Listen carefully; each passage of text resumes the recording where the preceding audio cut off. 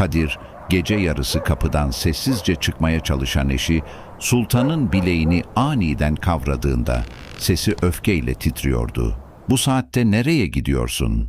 3 gün önce komşuları Rasim, sokak arasında sultanı gizlice bir adamla görüştüğünü söylemiş. Bu sözler Kadir'in içine bir kurt gibi düşmüştü. Sultan, elindeki örtülü sepeti sıkıca göğsüne bastırıp, "Bana güven" demekle yetindi ve kapıdan hızla dışarı çıktı.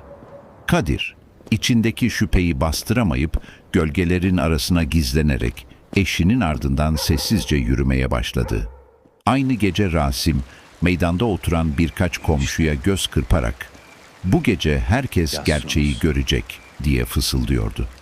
Sultan, köyün en ucundaki yıkık damlı küçük evin kapısını usulca çaldı ve içeriden gelen zayıf bir sesi bekledi. Kapıyı aralayan Elif nine, öksürerek sultanı içeri buyur etti. Yüzü hastalıktan sararmış, elleri titriyordu. Pencerenin kenarından gizlice bakan Kadir, eşinin sepetinden un ve ilaç çıkarıp yaşlı kadının yatağının başucuna bıraktığını gördü. Kadir'in yüreği burkuldu. Çünkü aylar önce evde para sıkıntısı yaşandığında kimseye yardım edilmesin diye bizzat kendisi emretmişti. Elini kapı çerçevesine dayarken ayağının altındaki kuru dal çıtırdadı ve içeride sultan sesin geldiği yöne dönüp kapıyı hızla açtı. Sultan, kocasını karanlıkta gizlice dikilirken görünce gözleri doldu. "Beni takip mi ettin, güvenmek yerine casusluk mu yaptın?"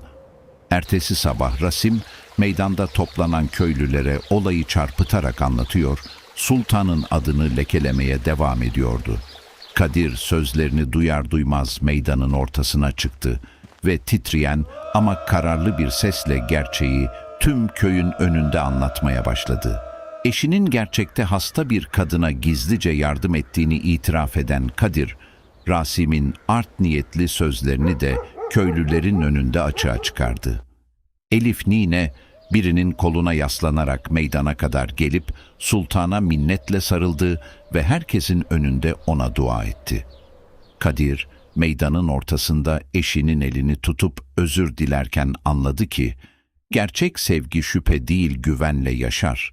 Çünkü sorgusuz suçlayan er ya da geç kendi güvensizliğinin bedelini öder.